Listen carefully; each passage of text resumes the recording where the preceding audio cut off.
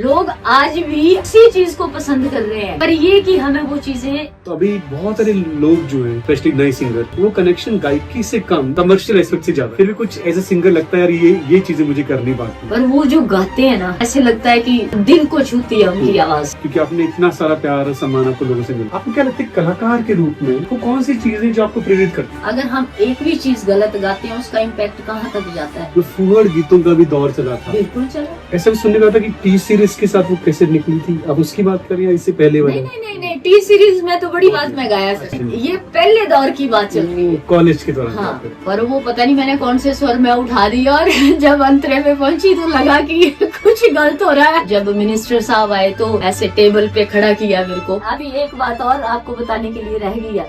वर्षा जी, सबसे पहले तो स्वागत है आपका। बहुत खुशी की बात है कि आप अपने बिजी शेड्यूल से टाइम निकाल पाए। बहुत सारी बातें आपको से करनी है, क्योंकि बहुत सालों से हम तो बचपन से आपको सुनते आ रहे हैं। सो शुरू करना चाहेंगे बिल्कुल शुरुआती दौर में, कि एक कलाकार के रूप में जब हमारा जो बचपन होता है, जब कुछ इंटरेस्ट जगते हैं और फिर हम स्लोली उस तरफ आगे बढ़ते हैं, तो आप वहां से अगर शुरू करें कि कब से आपका इंटरेस्ट जो है गायकी में आया? देखिए, गाना तो मैंने बचपन से स्टार्ट कर दिया।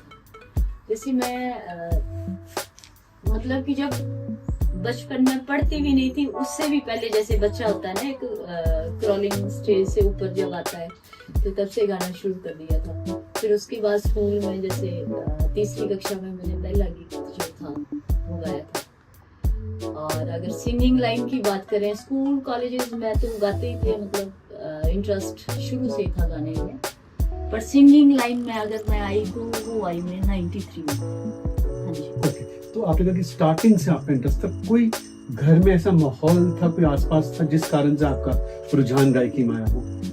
मेरे ना माता श्री बहुत अच्छा गाते हैं, मेरी फैमिली सारी, मतलब सिंगिंग में सारी ठीक है। मतलब घर में माहौल होता है, जैसे होता है ना कथा कीर्तन जो भी होते हैं, तो माता श्री गाते थे ना, बहुत अच्छा है। मतलब पर अभी तो चलो बुजुर्ग हैं, तो अच्छा लगता था। जैसे वो गाने में बड़े मशहूर थे और पूरे संस्कारी गीत गाते थे, जैसे तो उनसे मतलब देख के, जैसे होता है ना कि प्रेरणा लेते हैं बच्चे, तो उनसे ही सीखा सब कुछ। हाँ जी, तब इंटरेस्ट क्रिएट।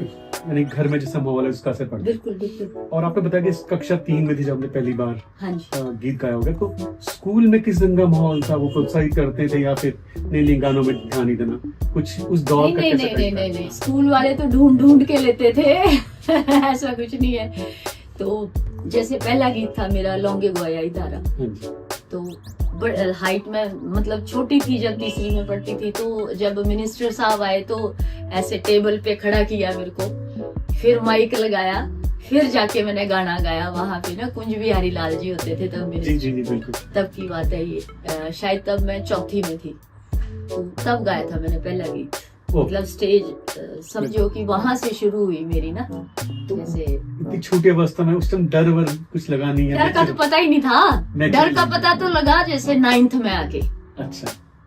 9th में क्या हुआ कि हिंदी गाने का मेरे को ना बड़ा शौक था, कि लता जी की मैं बड़ी फैन थी। और एक गाना था उसका, बाबुल प्यारे रोए पायल की छम छम, तो तब स्वर ताल का कुछ पता नहीं होता था। ऐसे स्टेज पे खड़े हो गए और टीचर बोलते कि गाओ आप, वे कुछ भी गाओ। और मैंने वो गाना शुरू कर दिया।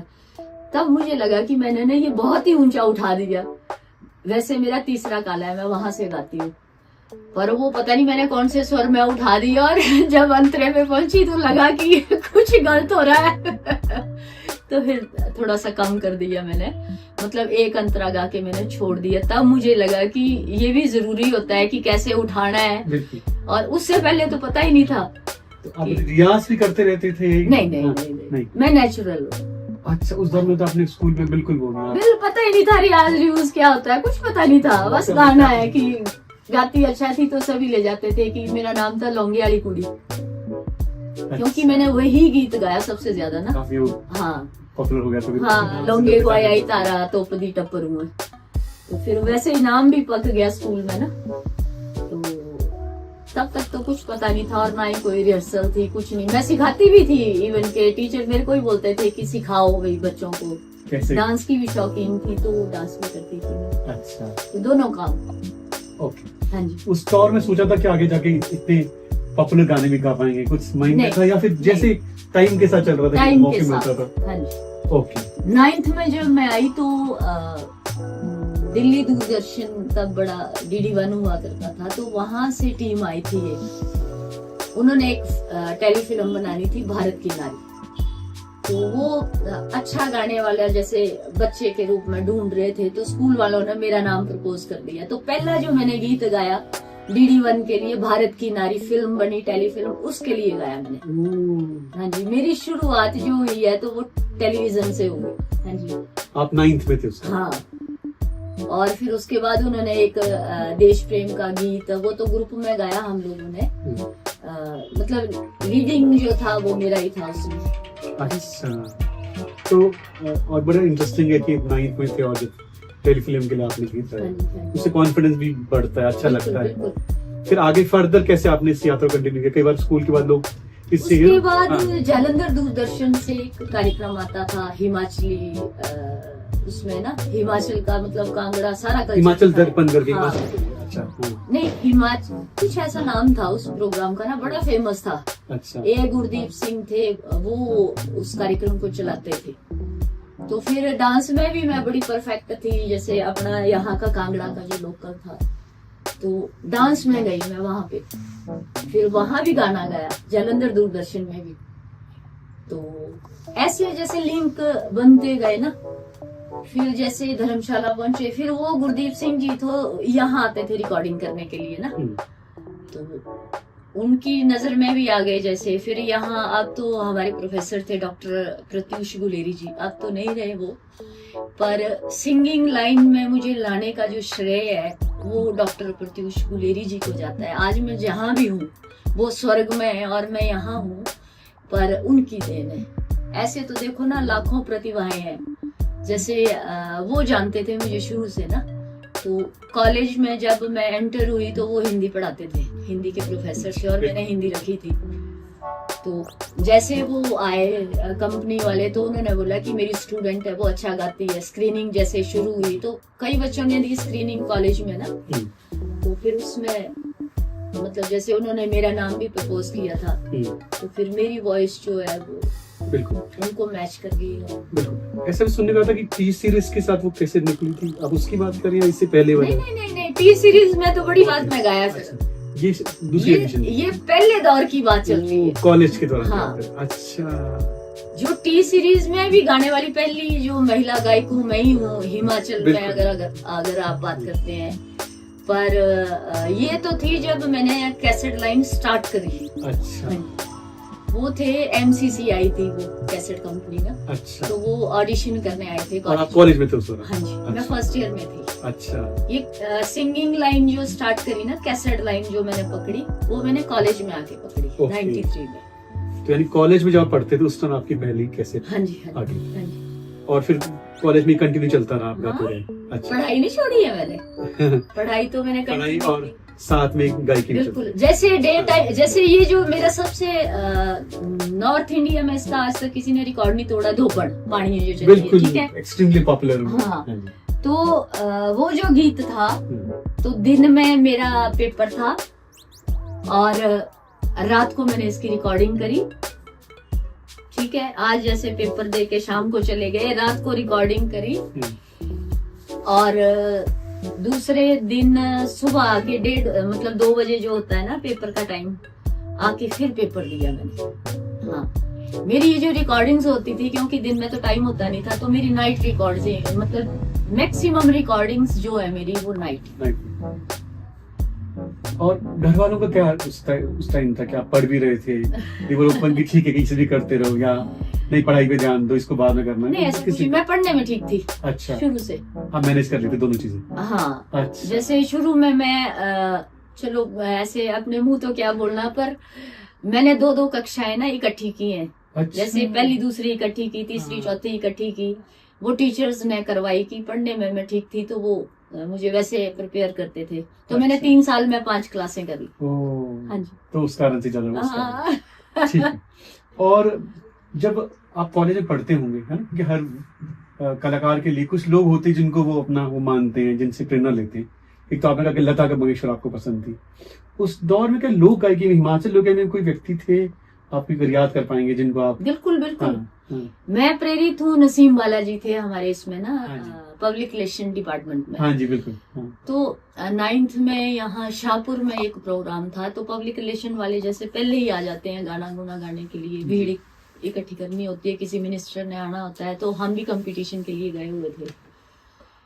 तो उनको मैंने ना गाते हुए सुना वहां, नसीम बालाजी को, और उनकी वॉइस मुझे इतनी अच्छी लगी, ऐसे मन में आया कि कभी ऐसा होगा कि भी हम भी ऐसे ऐसे मतलब जैसे इनको सुन रहे हैं लोग, कि वैसे हमें भी सुने। तब मैं 9th में थी, ऐसा था मन में, मतलब वो उनसे प्रेरित हूँ मैं। वो बहुत अच्छा गाते हैं, अब तो वो शायद रिटायर भी हो गए। अच्छा। पर भी उनसे प्रेरित हूँ।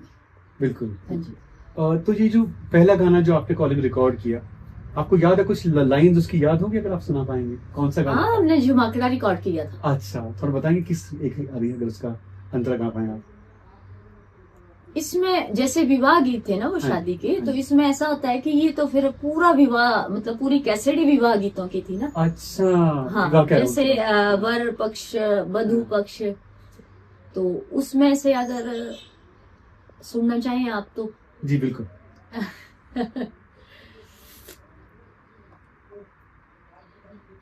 कालिया कुकड़ा तेरी बांग बुरी ते मेरी सुतिया,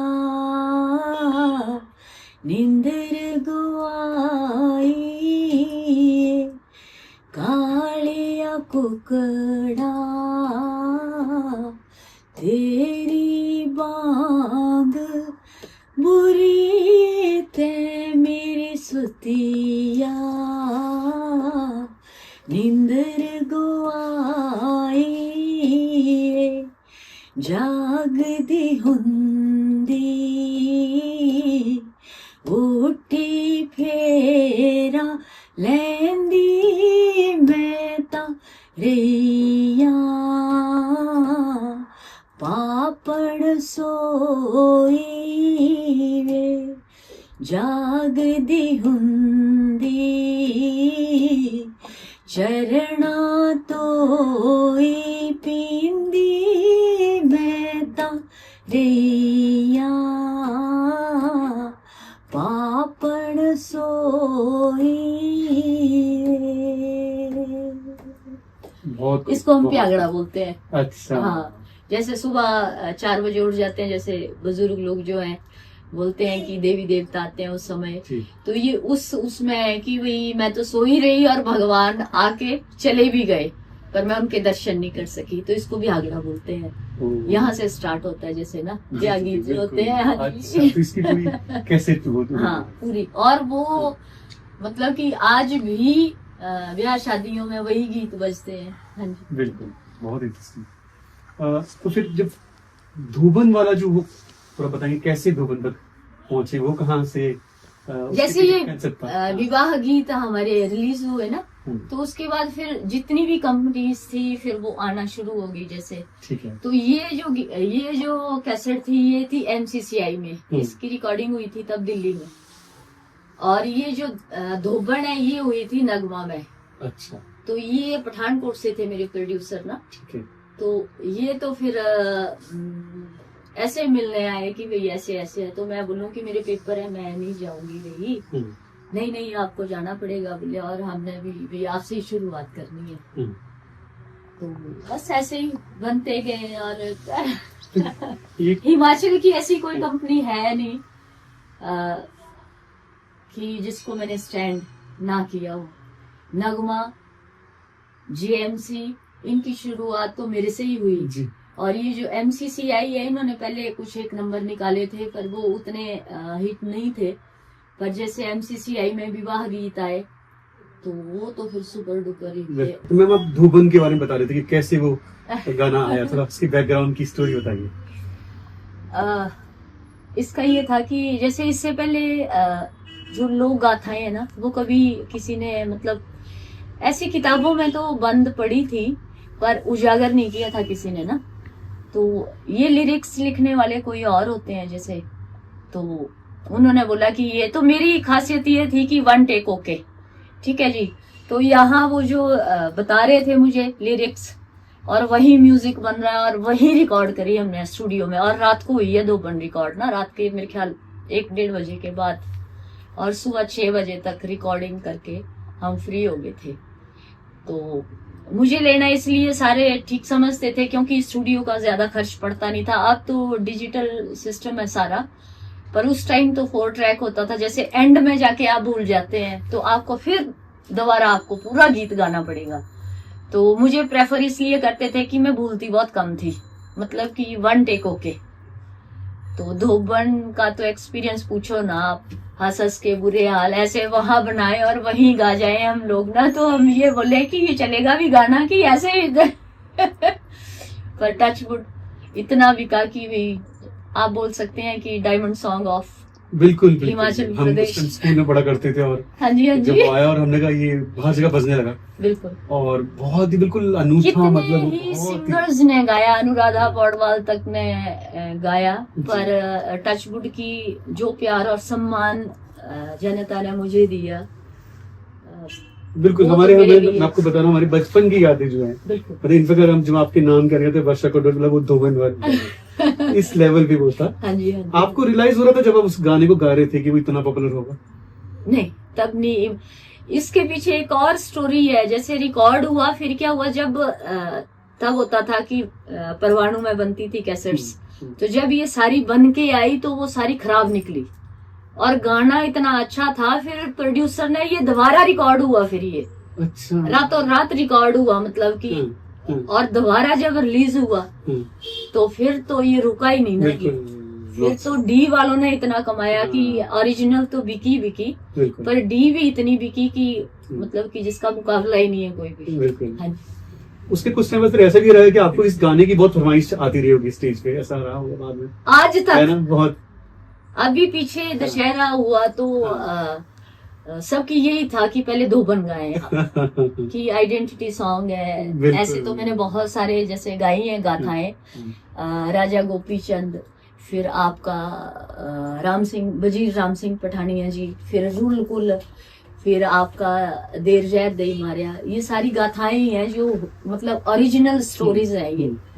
पर धोबन का तो मुकाबला ही नहीं है। बिल्कुल। कि आज भी ये मेरा आइडेंटिटी सॉन्ग है, जहां भी जाती हूँ चाहे मैं 2 लाइन ही गाऊं पर गाती हूँ। बिल्कुल। अभी तो जितनी 2 लाइन भी- आपको हमें भी सुनानी पड़ेगी। बिल्कुल। काला घगरा से आई के होशियाई के हो तो बड़ पानी जो चली है मैं तेरी सो, हो तो बड़ पानी जो चली है मत जांदी तो बनी तू मेरी है, हो आए हाय मेरी है, हो तू राजी आंदा डेरा है मैं तेरी सो, हो तू राजी आंदा डेरा है, तो बड़ी कड़ा से रह चुकिया, हो आए हाय चुकिया, हो तो बड़ पानी जो गई है मैं तेरी सो, हो तो बड़ पानी जो गई है। बहुत खूब, बहुत। अगर मैं पूरा सुनाऊंगी तो आपके 15 मिनट खराब हो जाएंगे। नहीं, इतना प्यारा गीत है। थैंक इसके यू, बोल भी और जो आपकी आवाज के साथ इसका जो मैच है, थैंक यू। इतने साल गुजर गए मगर आज जो है 32 साल। बिल्कुल बिल्कुल 90s की बात होगी है ना। हाँ, और 93 बिल्कुल। हाँ, और मतलब इससे हम जैसे लोगों के बचपन का पूरा जो टाइम है मुझे आनंद अभी तो सुन भी इतना अच्छा लग रहा है। 32 साल पहले रिकॉर्ड हुई है ये। बिल्कुल। तो आगे चलते हैं। फिर उसके बाद जैसे आपने बताया और भी बहुत सारे है ना बिल्कुल। गाने आपने गाए। वो जो दौर था उस दौर में हिमाचल की लोक गायकी में है ना, हाँ, क्योंकि ये बहुत इंटरेस्टिंग पड़ाव था। आप देखेंगे क्योंकि अभी तो सोशल मीडिया का जमाना है, उस दौर में सोशल मीडिया नहीं था, बिल्कुल। और विदाउट सोशल मीडिया ये गाना इतना पॉपुलर हुआ और कैसे आप बता रहे हैं जिस वजह से। हाँ। आप कुछ बता पाएंगे उस दौर में किस तरह से, क्योंकि अभी तो सोशल मीडिया चीजों को फैला देता है, आप कुछ उस याद समय है? ना अखबारें होती थी जी। जैसे पंजाब केसरी। मेरे टाइम में तब 2-3 अखबारें थी, एक वीर प्रताप, पंजाब केसरी और जनसत्ता, बिल्कुल ठीक है, और हिमाचल केसरी। तो इन अखबारों ने मतलब कि मुझे इतना मान सम्मान दिया, मैं बोल सकती हूँ। हिमाचल केसरी वालों ने खासकर, यहाँ हमारे एजुकेशन बोर्ड में लगे थे, तो उन्होंने जब पहली कैसेट मेरी रिलीज हुई तो उन्होंने मुझे टाइटल दिया हिमाचली लोकगीतों की बुलबुल। और हर अखबार ने मुझे अलग मतलब उससे पुकारा, जैसे हिमाचली लता मंगेशकर, स्वर कोकिला, ये टैग मुझे मिले हैं, मतलब कमाए हैं मैंने उस टाइम ना। तो अखबारों के माध्यम से जो थोड़ा बहुत जैसे लोग पढ़ लेते थे, पर मुझे लगता है कि जैसे आज के दौर में भी मैं गा रही हूँ, तो सोशल मीडिया में आपकी पहुंच हो सकती है सिर्फ यंगस्टर्स तक। आप ये देखिए कि जो एक महिला घर में है वो कितना फेसबुक, यूट्यूब या इंस्टा पे जुड़ी हुई है, बिल्कुल नहीं। मैं आपको बताऊं, जो कामकाजी महिला भी है, जो नौकरी पेशा महिला भी है, उसको भी देखने का उतना टाइम नहीं लगता, ठीक है। तो आज का जो सिंगर है वो सिर्फ वहां तक सीमित हो गया रह गया, मैं आपको बताऊं। और हम मतलब मैं अपनी बात करूं तो मैंने लोगों के ना, जिसको आप बोल सकते हैं कि चूल्हे तक जगह बनाई है, उनके घर के मतलब हर महिला पुरुष के दिल तक घुसी हूं मैं, बिल्कुल उस दौर में। एग्जैक्टली। और आज भी लोग इतना प्यार करते हैं, शक्ल भूल गए होंगे क्योंकि बचपन और थोड़ा फर्क होता ही है जी, तो पर नाम सबको पता है। बिल्कुल। और स्पेशली ये जो हाँ, इस गीत के साथ तो इतना स्ट्रॉन्ग कनेक्शन बना, बिल्कुल, कि इनफेक्ट बाकी जिलों में भी, भले हाँ, गीत कांगड़ा का है, आप शिमला भी चले जाएंगे, जहां मर्जी चले जाओ, लोगों को याद है कि ये गीत आपके नाटी किंग जो है उन्होंने धोबन को मतलब अभी पीछे जैसे मैं सुन रही थी, मतलब हर सिंगर अपने तरीके से धोबन को गा रहा है। बिल्कुल। पर वो पता नहीं, लकीली माता सरस्वती की ऐसी मेरे पे मतलब आशीर्वाद रहा कि जो धोबन मेरी थी वो मेरी ही थी। बिल्कुल। फिर एक इंटरेस्टिंग चीज आपने महसूस की होगी, आपने तो काफी विटनेस की होगी, कि कैसे 90 के बाद 2000 का वक्त आया, फिर 2010 आया, तो 20 सालों में बहुत कुछ बदला। तो संगीत की, स्पेशली हिमाचली लोक गायकी और कांगड़ा की अगर हम बात करें, कर्नल राणा जी भी पुराने उसमें थे, उनके भी गीत वो चलते थे। आप ही जो 15-20 सालों में जो संगीत में आपने जो विटनेस किया है, गायक के रूप में आप अपने एरिया को देखते हैं, अपने संगीत क्षेत्र को किस तरह से बदला, थोड़ा उस पर आपके व्यूज जानना चाहते। मैं आपको बताऊं कि हमारा जो दौर था जब मैंने स्टार्ट किया, बड़ा साफ सुथरा सा दौर था, मतलब गाया। और फिर उसके बाद थोड़े मतलब सालों के बाद क्या दौर आ गया वीडियो का, कि वीडियोग्राफी होनी शुरू होगी, कि हर बंदा चाहता था कि मैं जो गाना, मान लिया कि मैंने गाना गाया, मेरी लास्ट थी 2008 में मैंने किया था हुसन पहाड़ों का, उसमें सेल्फ रिटन गीत था, बहुत अच्छा गीत था। तो वीडियो का दौर आ गया, ठीक है जी। फिर मैंने देखा कि वीडियो ना, जो प्रोड्यूसर होता है, जो पैसा लगाता है, उसको अपना पैसा कवर करना है। मान लो धोबन, वहां मैं गा रही हूँ कि धोबन मर भी गई, धोबन पिंजरे उसमें भी डाल दी, मतलब दफना के बहा भी दी, और वहां डांस किए जा रहे हैं। मतलब ना वो कंसेप्ट नहीं लोगों का, भी डांस करना, बस वीडियो दिखाना हमने। उस वजह से फिर क्या हुआ कि मैंने जैसे अपने गाने देखे तो मुझे ना बड़ा अजीब सा लगा कि फिर क्या होता है कि लोग जो हम गा रहे हैं उनको क्या पता ये कौन कर रहा है बीच में, है ना, वो तो हमें गालियां देते हैं। तो थोड़ा सा मैंने ना गैप डाल दिया, मैं थोड़ा धार्मिक की तरफ चली गई, क्योंकि मुझे वीडियो पसंद नहीं आए, ठीक है। और मुझे खुद भी वीडियो करना अच्छा नहीं लगता था, कि देखो हमारी संस्कृति ना बड़ी साफ सुथरी सी है, आप उसमें क्या परोस रहे हो। हमने अपने परिवार में बैठ के भी देखना है वो वीडियो, है ना, गाने में जरूरत नहीं है लड़के लड़की की, फिर भी आप दिखा रहे हैं। वो चीजें मुझे कहीं मतलब वो मुझे अच्छा नहीं लगता था।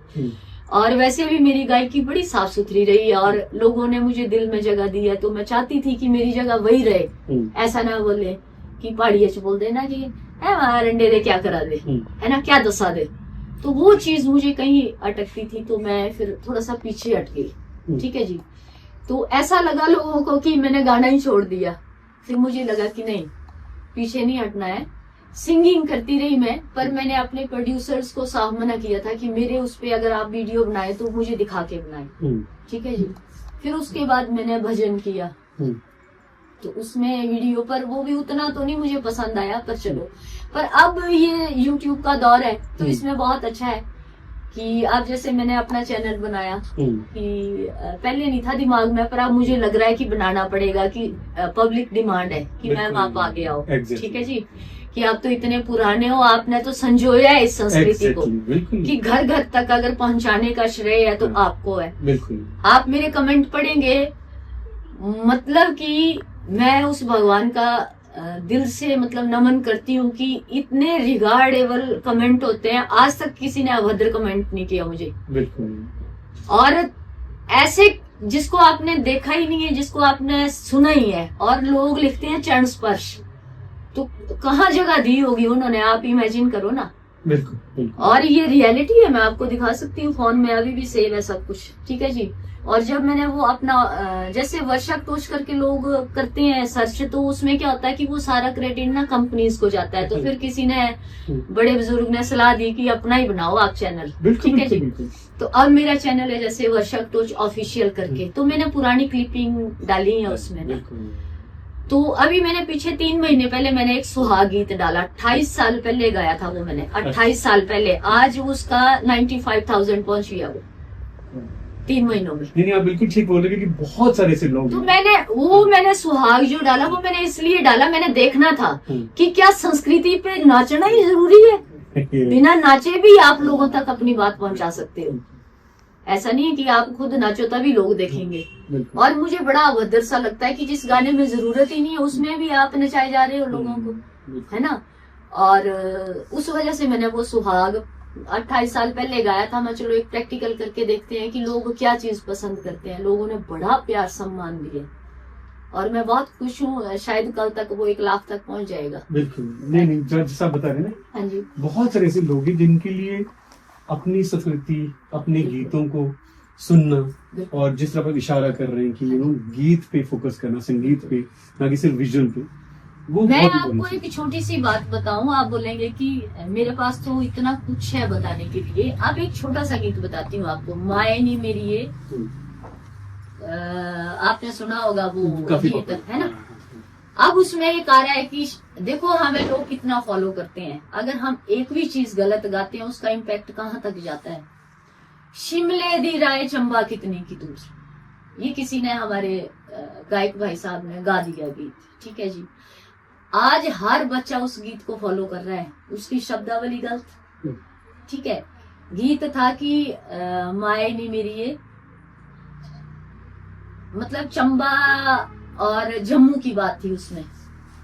वहां शिमला से होके तो कभी हम चंबा जाते ही नहीं है, ना ही जाते हैं जम्मू, ठीक है जी। तो कितना उस एक शब्द को गलत गाने से आज हर बच्चा उस गीत को वैसे ही गा रहा है। तो मैं ये देखती हूँ कि हमें ना बड़ा सोच समझ के पूरा गीत पे रिसर्च करके गाना चाहिए, क्योंकि ये हमारा फोक है और ये जुड़ी है चीजें एक दूसरे से, हम इनको गलत नहीं कर सकते। जो आप जिस इशारा कर रही है, वैसे एक सवाल रहेगा कि बहुत सारे आर्टिस्टों का ये मानना होता है, 2 तरह के विचारधारा हैं। एक कहता है कि हमारा काम गाना है, हम आर्टिस्ट, हमारा काम गाना है, हाँ। और एक ऐसे आर्टिस्ट है जिनका कहना है कि नहीं, गाने के साथ साथ सोशल कंसर्न भी, यानी समाज के लिए हम क्या गा रहे हैं इसको भी चेक कर ले। मेरा है, आप दूसरे वाले विचारधारा में। मैं हूँ कि गाइए आप, सोशल कंसर्न होना ही चाहिए। लाखों लोगों के अगर हम आदर्श हैं, जैसा हम परोसेंगे जनता वैसा मतलब उसको एडॉप्ट करती है, ठीक है। तो अगर मैंने आपको उदाहरण दे तो दिया, अब वो एक शब्द गलत है, शिमला का तो कहीं जिक्र ही नहीं आता है चंबा और जम्मू में। तब ये होता था कि पैदल जाते थे, तो वो लड़की पूछ रही है कि चंबा कितनी की दूर, माए नी मेरी जम्मू दी राय चंबा कितने की दूर, ठीक है। तो वो किसी ने शिमला गा दिया। अगर शिमला गा दिया तो अब सारे शिमला ही गा रहे हैं, जबकि शिमला का कोई कंसर्न ही नहीं है उस गीत से। तो मैं उनको नहीं वो कर रही हूँ, मैं ये बोल रही हूँ कि लोग कितना अडॉप्ट करते हैं हमें, तो हमें उस चीज को देख के ही अपने गीत जो है वो रखने चाहिए लोगों के सामने। तो अब कुछ सालों से, अभी तो फिर भी थोड़ा और लिसनर कॉन्शियस हो गए, बट बीच में तो जो फूहड़ गीतों का भी दौर चला था। बिल्कुल चला। आप कैसे हैंडल करते हैं एज ए आर्टिस्ट? पूरा तो लगता है यार ये क्या चल रहा है। नहीं, मैं तो जैसे जज बन के बैठती हूँ, हाँ, तो मैं तो बता ही देती हूँ।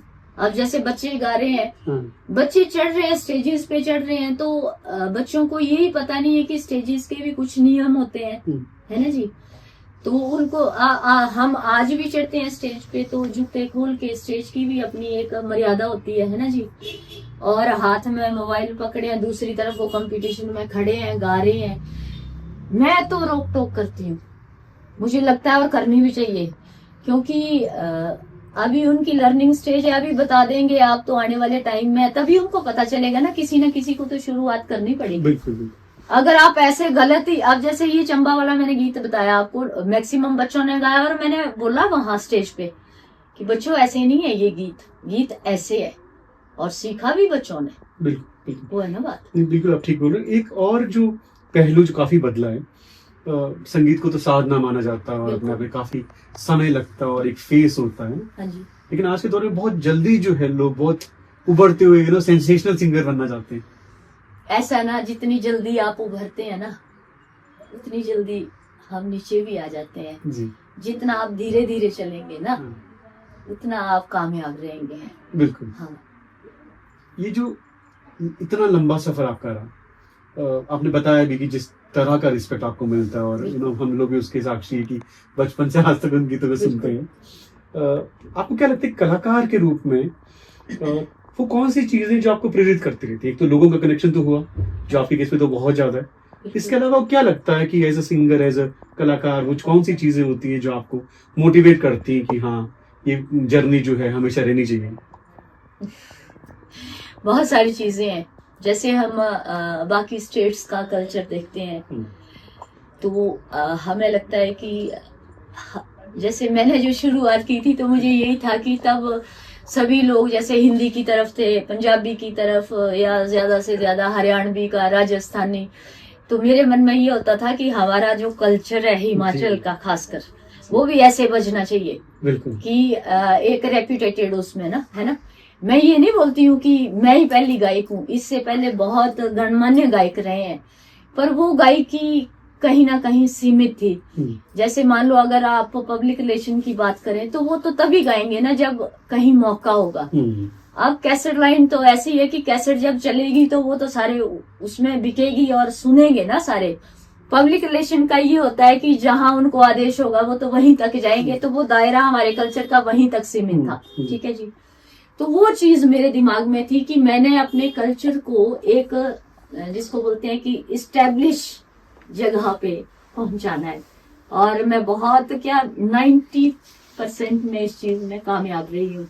मैंने अकेले मतलब ये जो सिंगिंग का सफर है, ये अकेले शुरू किया था। आज आप देखिए पीछे, जैसे यहाँ मेरा कार्यक्रम था, तो लोगों को हो सकता है शक्ल अब उतनी ज्यादा ना याद रही हो, पर मैक्सिमम महिलाएं, बच्चे, बच्चियां सब मेरे गीतों पे ना जैसे डांस कर रहे थे वहां पे।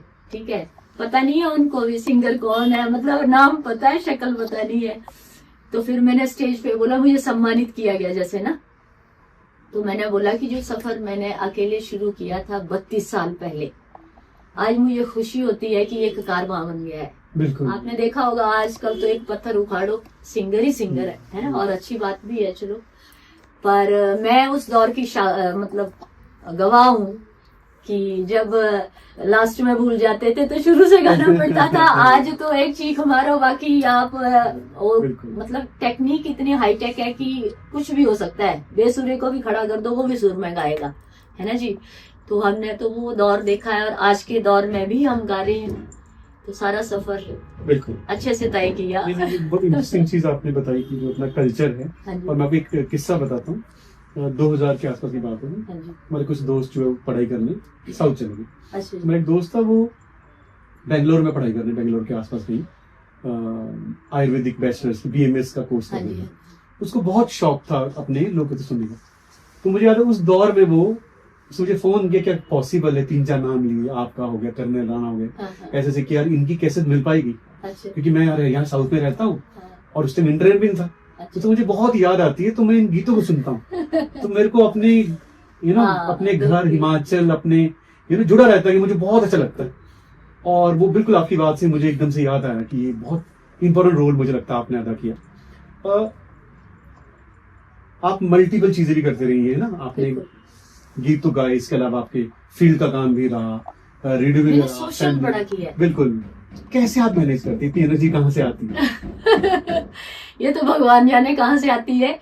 पर जैसे सिंगिंग कर रही थी तो उसके साथ मैंने लिटरेसी कैंपेन में मतलब मैं लीडिंग फाउंडर मेंबर हूँ मैं यहाँ की डिस्ट्रिक्ट कांगड़ा की, और जितने भी यूथ के अवार्ड्स होते हैं वो सारे लिए मैंने। वेस्ट यूथ अवार्ड जितने भी होते हैं, चाहे स्पोर्ट्स के हैं चाहे नेहरू युवा केंद्र के हैं, कि उस टाइम में लड़कियों को बाहर निकलने में उतनी ज्यादा मतलब आजादी नहीं थी। ठीक है, तो लिटरेसी कैंपेन में 9 बंदों का जत्था चला था, तो उसमें महिला जो थी वो मैं थी। मतलब कॉलेज से मेरी सिलेक्शन हुई, प्रोफेसर लोगों ने ही मुझे वहां से मतलब मेरा नाम प्रपोज किया, तो मैंने लिटरेसी कैंपेन में बढ़ चढ़ के भाग लिया। पढ़ाई भी साथ चलती रही क्योंकि फर्स्ट ईयर में थी, सिंगिंग भी उसी दौर में की, लिटरेसी कैंपेन भी उसी दौर में किया। उसके बाद हमारा वाटर एंड सैनिटेशन का सर्वे हुआ था एक, कि उस टाइम ना जैसे लोगों जैसे दूर दराज के जो लोग होते थे उनको थोड़ा सैनिटेशन के बारे में उतना नहीं वो होता था, तो राजीव गांधी ड्रिंकिंग मिशन का एक सर्वे आया था, तो उसको भी किया मैंने पूरे डिस्ट्रिक्ट कांगड़ा में। तो ऐसी कोई मतलब कि ऐसा कोई काम है नहीं, जो कोशिश करी मैंने कि सारे काम हाँ जी और फुलफिल की है। ऐसा नहीं है कि बीच में छोड़ के आ गई, पूरा एंड तक निभाया मैंने। हाँ जी। और मुझे लगता है ये जो लोगों के साथ जो कनेक्शन है, हाँ जी, मतलब not just as a singer, एक ह्यूमन बीइंग के रूप में मैंने देखा कि आपका बहुत स्ट्रॉन्ग कनेक्शन रहा है कि लोगों के साथ जुड़ के काम करना। हाँ जी। ये मतलब पहले से नेचुरल था या जैसे जैसे आप गायकी में उभरते रहे आपको? नहीं नहीं नहीं, नहीं। ये ना जैसे घर से होते हैं कुछ एक चीजें ना। हाँ जी। मेरे पेरेंट्स बड़े कोऑपरेटिव, मेरे पापा खासकर और मदर ना बड़े कोऑपरेटिव टाइप के जैसे होते हैं ना, कि फादर साहब मेरे बहुत अच्छे थे, तो उनसे सीखा है ये सारी चीजें ना, उनसे आई है मुझे।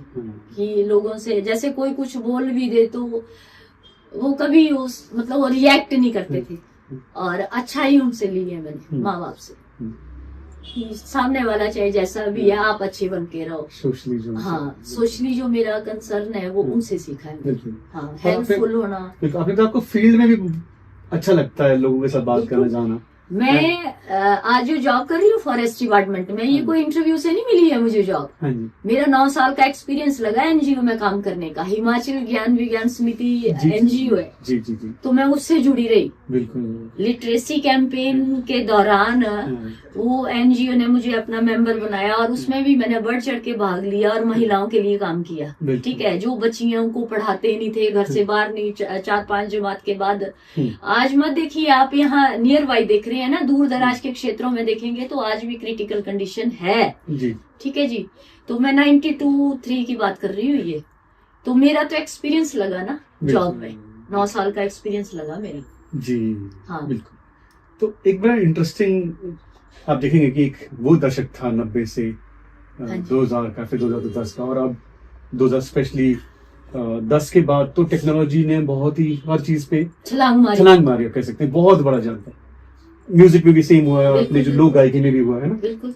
अभी जो ताजा लोक गायकी में जो आप सिंगर्स देखते हैं, आप उनको सुनते हैं, कौन ऐसा जिसको थोड़ा पसंद करते हैं, थोड़ा आपकी ये थोड़ा ठीक लगता है, इसके गीत अच्छे लगते हैं? हमारे ना एक जैसे मैं उद्घोषिका भी हूँ। हाँ जी। तो हमारे रेडियो में ना एक राकेश कुमार करके सिंगर, मैं जानती नहीं हूँ। अच्छा। पर वो जो गाते हैं ना, तो ऐसे ऐसे लगता है कि मतलब दिल को छूती है उनकी आवाज। अच्छा। कि गाना मतलब सिंगर सारे अच्छे हैं ऐसा नहीं है, पर एक होता है ना कि आवाज में आपकी वो जादू होना चाहिए कि चलता हुआ बंदा रुक जाए। गायकी इसलिए नहीं होनी चाहिए कि मुझे नचाना है लोगों को जी। मैं बोलती हूँ मुझे नहीं नचाना है, मेरी गायकी में इतना दम होना चाहिए कि चलता आदमी रुक जाए यहाँ पे। ठीक है, तो वो चीज मुझे उस सिंगर में नजर आती है, एक नसीम बालाजी में और एक वो राकेश कुमार। मैंने कभी देखा नहीं उनको, पर मैं उनके गाने जरूर जब भी मेरी ड्यूटी होती है मैं प्ले करती हूँ, और इतना दिल से गाते हैं वो कि मजा आता है सुनने में। हाँ सुन के ऐसा लगता है कि हाँ। सुनते कंटिन्यू। और आज के दौर के जो सिंगर है लाइक व्यू शेयर देखिए, इससे ऊपर उठिए ना आप, है ना, कि थोड़ा सा ऊपर उठो, आप लोगों तक जाने की कोशिश करो। मैं बीच बीच में कैप्शन देती हूँ कि क्या लोगों को नचाना ही हमारा उद्देश्य है? हमारा उद्देश्य ये होना चाहिए कि हमारी संस्कृति जो है ना, जो जैसी है उसकी सुंदरता नहीं खराब करनी है हमें, बिल्कुल, है ना, कि आने वाली पीढ़ियों को पता चले कि हम ये थे। बिल्कुल। तो मेरा ये प्रयास होता है, बाकी तो अब नहीं, बहुत बहुत इंटरेस्टिंग जर्नी नजर आती। हाँ जी। कोई ऐसी इच्छा है एज ए सिंगर, क्योंकि आपने इतना सारा प्यार और सम्मान आपको लोगों से मिला, फिर भी कुछ एज ए सिंगर लगता है यार ये चीजें मुझे करनी बाकी है? हाँ बिल्कुल लगता है। हाँ, तो अभी मैं प्रयासरत हूँ। हाँ जी। कि मुझे अपना कल्चर, अभी बहुत सारा ऐसा कल्चर है जो छेड़ा ही नहीं है किसी ने, तो मुझे अभी वो करना है। बहुत सारे ऐसे गीत हाँ, अपनी बहुत culture सारी में सिंगिंग बनाने। करनी है अभी मुझे, अगर भगवान ने जीवन दिया नहीं, तो नहीं, करूंगी। बिल्कुल। ये हमारे लिए बहुत खुशी की बात होगी कि हम आपको डिफरेंट तरह के सॉन्ग में सुन पाए, क्योंकि हाँ जी, हाँ जी। हमारी खुद की यादें जो है ना, आपके गीतों से जुड़ी है। आप बोल सकते हैं कि ये जो ट्रेंड था, जैसे भक्ति का, धार्मिक गीतों का, लोक गाथाओं का, उस मेरे बाद तो फिर बाढ़ ही आ गई ना, जैसे एग्जैक्ट। सबने मुझे मतलब कोशिश करी मेरे गीतों को वो करने की, अडॉप्ट करने की, स्टाइल अडॉप्ट करने की, पर मैंने नहीं किया किसी का। मैं सबसे बोलती हूँ कि ऐसा नहीं है कि संस्कृति पहले भी समृद्ध थी, मैं नहीं गाती तब भी समृद्धि रहनी थी। मेरा तो एक प्रयास है, मतलब जैसे बहुत समृद्ध है, सागर है हमारी संस्कृति, मैं तो एक बूंद मात्र हूँ, पर मेरी कोशिश ये है कि मैंने जन जन तक पहुंचा दिया उसको। बिल्कुल बिल्कुल। और एक रेप्यूटेटेड मतलब उस पे मुकाम पे। बिल्कुल बिल्कुल। आज ऐसा नहीं है कि किसी को पता नहीं है कि हिमाचल क्या है, हिमाचल की संस्कृति क्या है ना। लोक गायकी। हाँ, लोक गायकी हाँ, का जो ठीक। स्थान है हमारी, वो अच्छे दर्जे में पहुंच गया। एक और पक्ष जो है काफी बदला है, वो है कमर्शियल एस्पेक्ट, है ना। बिल्कुल। तो अभी बहुत सारे लोग जो हैं, है ना, स्पेशली नए सिंगर, जो आपने बात की बहुत इंपॉर्टेंट, की वो कनेक्शन गायकी से कम कमर्शियल एस्पेक्ट से ज्यादा है। बिल्कुल, उसको वो आप मेरा कैसे नहीं है। उसको कैसे मैं देखते बताना हैं? चाहूंगी हाँ आपको जी, हाँ जी। कि मेरे जितने सुपर डुपर हिट नंबर हैं, हाँ, तो मैंने ना पैसे की तरफ कभी ध्यान नहीं दिया। सभी बोलते थे कि आप मुंह मांगी रकम लिया करो, इतने बिकते हैं आपके नंबर। मैंने कभी पैसा देखा नहीं, और मैक्सिमम नंबर जो मेरे सुपर डुपर हिट है वो सारे मुफ्त है। मेरा ये था कि जैसे आप पैसा मांगना शुरू करते हैं, प्रोड्यूसर थोड़ा पीछे हटने शुरू हो जाते हैं, है ना। तो मुझे ये था कि पैसा जरूरी नहीं है, क्योंकि वेल रेप्यूटेटेड फैमिली से थी, पैसा का मतलब उतना ज्यादा नहीं था। ये मुझे ये था कि मुझे संस्कृति के लिए काम करना है। तो प्रोड्यूसर इच्छा है दे दे, नहीं है तो मुंह मीठा कराओ और आगे जाओ। कई तो ऐसे ही करते थे, भी चलो मुंह मीठा करा दिया और हाँ जी। तो मैं बोलती हूँ चलो कमर्शलाइज भी होना चाहिए, पर अपनी जो वो है ना कि वो नहीं छोड़नी चाहिए, जो एक खुशबू है ना, उसको ना दूर करें, अपनी संस्कृति की खुशबू को, है ना। बिल्कुल। और आप उसको ना ज्यादा मॉडर्नाइज करने की कोशिश ना करें। बिल्कुल।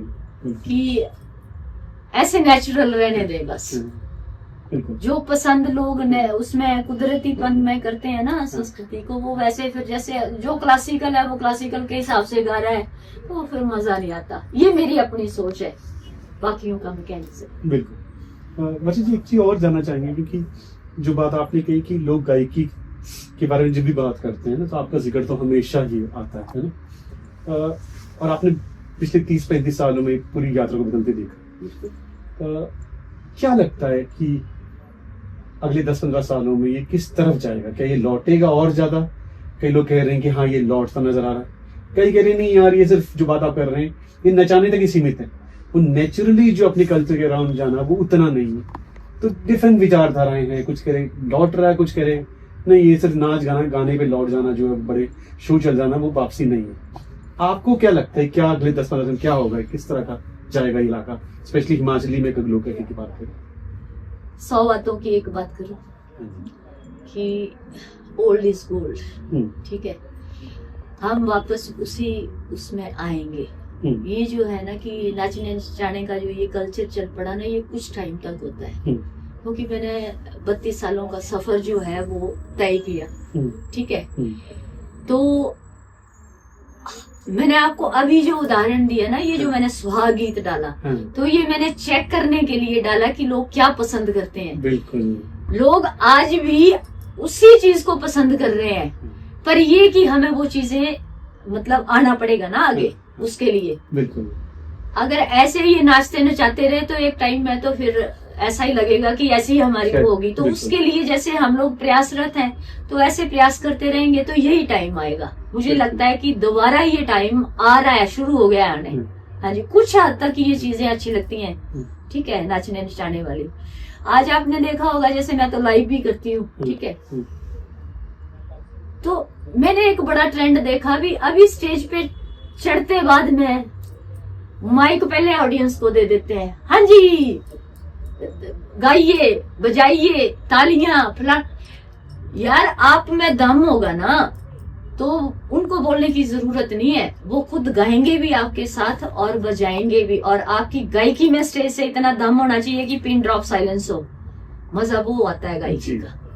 ये थोड़ी ना अभी बीच में घुस घुस के आप नचाओ लोगों को, ये करो। मुझे मेरा अपना पर्सनली ये ठीक है, अगर नाच रहे हैं अपनी मस्ती से ठीक है, पर आप ऐसा मत ना करो कि चढ़ते ही आप, आज आप देखो कि जागरण हो रहे हैं, उसमें भी अभी माता पता नहीं आई कि नहीं आई, पर श्रद्धालु पहले नाचने शुरू हो जा रहे हैं। देखो ना, कुछ तो फर्क रखिए आप। मुझे पता नहीं, मेरी सोच हो सकती है, ये भी हो सकता है किसी को ना अच्छा लगे, पर डीजे के प्रचलन ने ये सारी चीजें जो है ना वो, हाँ, हमारी आध्यात्मिकता का दौर होता है जब हम जागरण में बैठते हैं। इतना पवित्रपन, इतना शुद्धिकरण होना चाहिए वहां पे कि ये चीजें तो बड़ी बाद में आती हैं। तो आजकल आप देख लो, सब जगह दिख ही तो रहा है, अभी जोत जगती बाद में और नाचने पहले शुरू हो जाते हैं। पहले समझो तो सही जागरण का असली मतलब क्या है। बिल्कुल बिल्कुल, है ना, जब आपको वो जो चीज आती है ना, वो मस्ती में जो आपकी आध्यात्मिकता की मस्ती में जो झूमते हैं ना, उसके लिए वो नहीं होता, वो अपनी जगह पे ही आप झूम सकते हो, है ना। तो मुझे कहीं अखरती है ये चीजें। ओके, वर्षा जी, एक सिंगर के रूप में आप कह रहे हैं, बहुत कुछ जाना हमने, बहुत कुछ मालूम पड़ा। एक सिंगर और वर्षा कोटवाल जी, एक व्यक्ति, क्या अलग तरह के व्यक्ति नजर आते हैं या सिमिलरिटी है? क्योंकि बहुत सारे लोग आपको एज ए सिंगर जानते हैं, बट एज ए पर्सन नहीं जानते होंगे। एज ए व्यक्ति आप किस तरह के नेचर के हैं? जैसी दिख रही हूँ मैं वैसी ही हूँ सबके साथ। बिल्कुल सोशल है, सोशल। आप जब मैं बैठती हूँ, जैसे गांव में जाती हूँ, मेरी जो प्रोफाइल है, जैसे हमारा सोशल का ही है सारा, तो मैं आपको बताऊं कि इसके अलावा मैं और भी काम करती हूँ। जो बच्चियां, जैसे मदद का काम भी करती हूँ, जैसे जो बुजुर्ग महिलाएं हमारी जो कंजर्वेशन, जैसे आप बोल सकते हो कि जिनको उतना ना प्रोटेक्शन नहीं है घर से, तो उनको जैसे मैं ना राशन की भी व्यवस्था करवाती हूँ अपनी उससे ना, जैसे 700-800 रुपए तक, चलो इतना कर सकती हूँ मैं। और कई बच्चियों की शादियां करवाई हैं जिनकी जैसे थोड़ा कमजोर तबके की जो है, और कई बच्चियों की शिक्षा के लिए काम किया है, कर रही हूँ। 50, मतलब आज तक ज्यादा नहीं तो 40-50 बच्चियों की शादी करवा चुकी हूँ। और इतनी महिलाओं का जो राशन है, जैसे उनको दे चुकी हूँ मैं, लगाया, मतलब हर मंथ उनको जाएगा वो। तो करती रहती हूँ मैं सोशल, मेरे को अच्छा लगता है। यानी आप एक बहुत सोशली एक्टिव भी और बहुत खुश मिजाज व्यक्ति में, तो कभी डाउन भी फील होते हैं? कैसे अपने आप को मैनेज करते हैं अगर मूड डाउन रहता है? मैं अपने गाने सुनती हूँ। अच्छा, बिल्कुल, और मूड फ्रेश हो जाता है। बिल्कुल। मेरे हर चीज की हीलिंग जो है वो मेरे अपने गीत है, उनको सुनती हूँ मैं। और touch wood, fit and fine आपके सामने हूँ। अभी एक बात और आपको बताने के लिए रह गई है कि मैंने 12-13 साल से जैसे एक टाइम रोटी खाती हूँ मैं, ठीक है, और चाय और पानी, कुछ एक्स्ट्रा नहीं। घर में भी नहीं, ऐसा नहीं कि बाहर दिखावे के लिए, घर में भी नहीं लेती हूँ, क्योंकि थोड़ा सा मैं आध्यात्मिक की तरफ हूँ। तो मुझे लगता है कि सांस हमने उतने ही लेने हैं जितने उस परमपिता परमात्मा ने दिए हैं। तो मतलब कि बहुत अच्छा लगता है मेरे को। बस मेरी जर्नी आज तक की जो है बहुत बहुत बहुत अच्छी रही है। और आज तक मतलब कि इतना मैंने सोचा नहीं था जितना भगवान ने मुझे दिया है, क्योंकि मैं एक बड़े छोटे से गांव से उठ के आई थी। पर चलिए, नहीं, बहुत अच्छा लगा। और स्पेशली पर्सनली भी है ना, जिस व्यक्ति को मैं इतना सुना हो बचपन में, उनसे बात करने का मौका मिल रहा है, तो मेरे लिए बहुत खुशी की बात है। थैंक यू वर्षा। बहुत बहुत धन्यवाद आपका।